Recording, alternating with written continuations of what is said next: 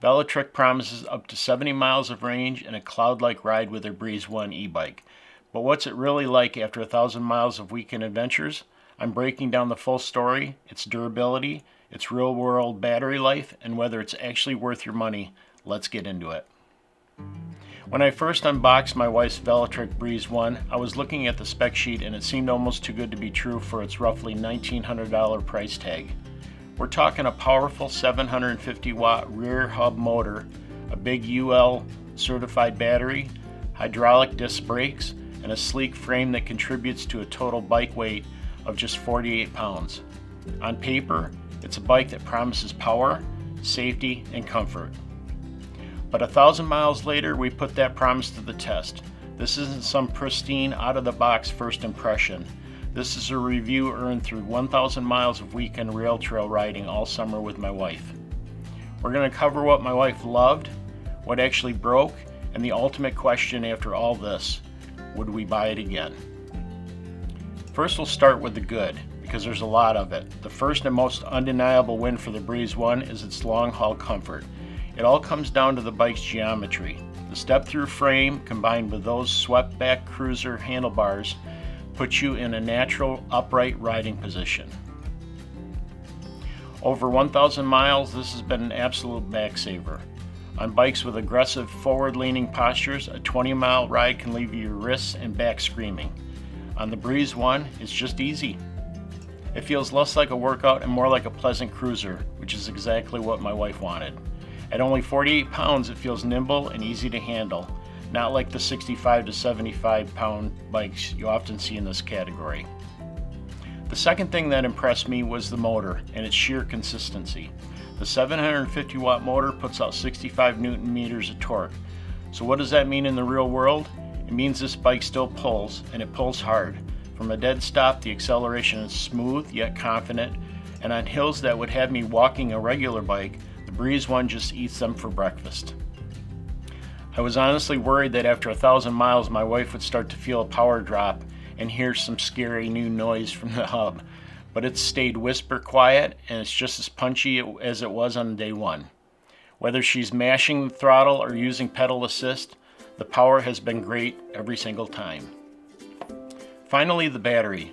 Velotric claims up to 70 miles of range, which, let's be honest, is always in a perfect lab with a light rider on pedal assist 1.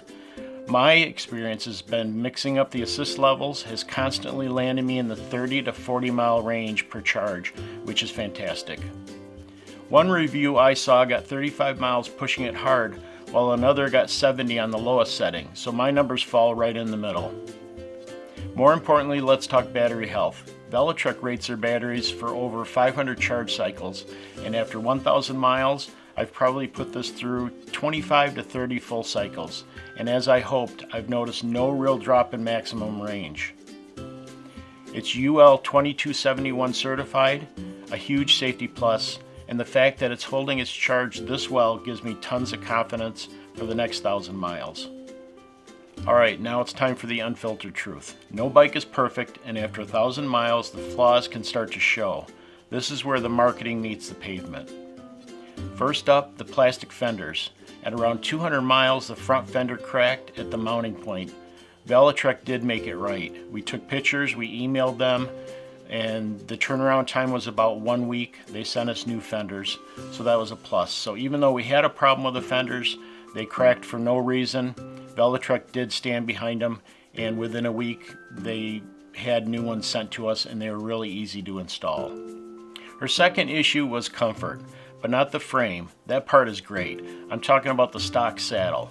The Velotric Comfort Max saddle is fine for a quick 5-minute trip to the store, but once she started pushing 20 or 30 miles in a single ride, it became painfully clear that it's just not supportive enough for her.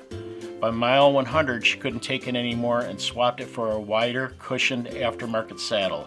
It was an absolute game changer for her. For a bike that otherwise is so comfortable, the saddle really feels like a cost-cutting measure, and an upgrade is pretty much a necessity for any rider that would like a softer and a wider saddle. Finally, let's talk about the things that aren't broken, but are just missing. For a bike marketed as a perfect commuter, it doesn't ship with fenders or a rear rack. These are sold separately. If you plan to ride this bike to work, you need fenders. Trust me, riding through one puddle without them will paint a muddy stripe right up your back. And a rear rack is a must-have for groceries or a laptop bag. Having to immediately shell out another $100 or two on these essential accessories just feels like a mess. It's a great bike for commuting, but it's not a complete commuter right out of the box. My wife did opt for those accessories and has been very happy with their quality. I have a separate review video of Breeze 1 accessories you can find in the description below. So we've covered what held up and what didn't, but how does it actually ride today with 1,000 miles on the clock? The ride is as good as day one, and just as strong and quiet. What this tells me is that the core of this bike, the 750 watt motor and the battery, are holding up beautifully. The bike hasn't lost its muscle, it still climbs with the same authority it did on day one. The Shimano 8-speed system still shifts cleanly, and despite the cosmetic scuffs of 1,000 miles, the bike's soul is as strong as ever. So what's the final verdict? The Velotric Breeze 1 promised to be a lightweight, powerful, and comfortable ride. After 1,000 miles, I can confirm that it absolutely delivered on those core promises. The motor is a beast, the battery is reliable, and the ride feels like one of the most comfortable my wife has ever rode on. But the unfiltered truth is it's not perfect. You will almost certainly want to upgrade the saddle, and you will have to pay extra for the commuter basics like fenders and a rack. Which brings us back to the final most important question. After 1,000 miles, would I buy it again? The answer is a definite yes, but it's a conditional yes. I would buy it knowing that I need to budget an extra $150 to $200 for a better saddle, maybe suspension seat post, and a fender and rack combo. With those upgrades, the Velotric Breeze 1 goes from being a good e-bike to a great one.